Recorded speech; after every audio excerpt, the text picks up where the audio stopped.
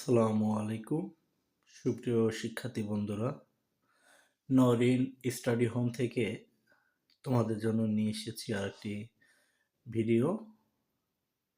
আজকের ভিডিওতে আলোচনা হবে 2026 সালের এসএসসি পরীক্ষার্থীদের বাংলা প্রথম পত্রের সাজেশন গদ্যাংশ।